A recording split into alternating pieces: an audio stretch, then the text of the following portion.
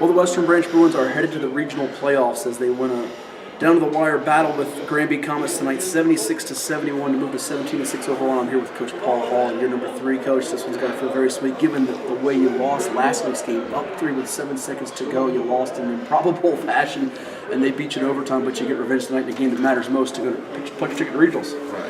And I kept having flashbacks. of us losing the game. So I told the Marks, I said, not the person, but I got to get you out of the game. Because last time you win the game against Granby, you called it time, so you got to come sit down. So we superstitious, a little bit superstitious. Okay. But you know, tonight we showed our toughness. I mean, you know, the rap on us is we're soft and we're young, and we talked about that all in practice. It's breaking the stereotype, you know, doing things to show people that, you know, we are. Even though we're young, we can get the job done, and tonight they proved that. They made the free throws, they got stops when they needed to have stops. They absorbed Granby's run. Granby hit us with a good run, but we were able to hit them right back. Were you worried? You've got a talented sophomore backcourt in Brequan Harrell and Kendall Bonham, and not a senior-laden team for you. KJ Simmons stepped up for you. We'll get to him in a little bit, but you had that loss to Granby, and then you had a lead against Oscar Smith by about 9-10 points. They're number 1 in the state in a game you could have easily won. Were you worried about the psyche of this group going into a win-or-go-home playoff game? I wasn't, and the reason being is, and I'm not making excuses, but we missed 15 free throws the first time against Granby and had a brain freeze there last few seconds. We missed 17 free throws against Smith. So if you were shooting free throws better, you might be, instead of 17-6 right now, we could be looking at 21-2 for you guys, perhaps. Very well. We shoot less than 50% of the year. And you've won 17 games. For a team full of shooters. And see, it was masked early in the season because we won about 30, 40 points. So it was masked when we missed free throws, it didn't really matter.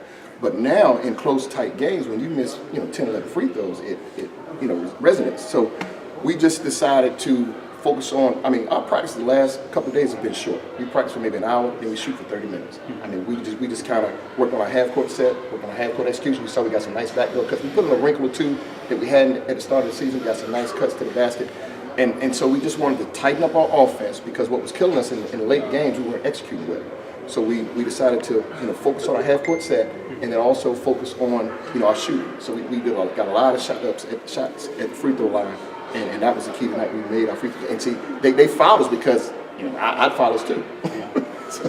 But we made them tonight. It was a double bonus physical battle here down the stretch. It was nip and tuck the whole way. You get up 11, they get within 1, and then Kendall Bonham at the end hit 6 free throws in the final minute. I thought his composure was key, and he's a point that doesn't have to come in a lot of shots to get guys open and make plays for him. And then I thought our depth would help out too. We have a lot of bodies. I think everybody played tonight except for the 3 kids reported from JV.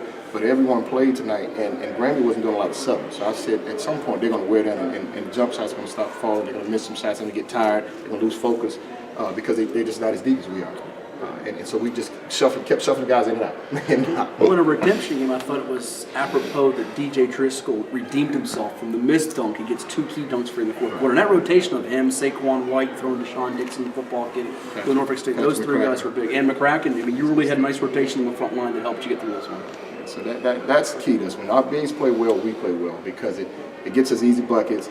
It gives our guards the confidence to know that they can throw it into them, and guards don't press. When our guards press and try to do too much, we look bad. Sure. A couple more for you. You get 3 threes from KJ Simmons and Brequan Harrell, but I thought early in the year when I saw you guys settled for jumpers. They were driving more to the hole. Has that been a conscious effort for you guys to get to the That's another thing we focus on, getting to the hole, especially against a team like Granby. We don't have a lot of shot blockers. I mean, Jones is a great player. He can get up every once in a while. But we figured if we kept taking that, at some point we can catch him on a bad rotation. He's not going to be able to get to the bucket.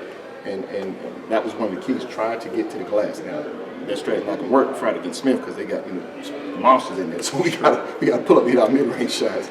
Well, lastly, in your tournaments, different from a lot of conference tournaments, where teams are already going to regionals, your tournaments decides who gets what seed, the 1 or the 2. You could see Kellum or I hear Lansdale be tall tonight in overtime. But the point of the matter is, while people are focused on regionals, I think there's a lot at stake for you guys, given what Oscar Smith's done to you. They're the top dog at the Chesapeake rivalry. So looking ahead for the conference playoff game and then the regional playoff game, what do you tell your guys?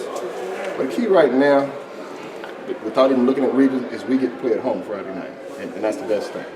And if we win Friday night, I think we get another game at home, first round of regions. So that's the key, is to be able to play at home, hopefully the next 2 games, and we'll see how it goes. The Bruin Crazies will be out to see Paul Hall and his Bruins. Congrats on the win. Thanks for your time. Thank you. Good job.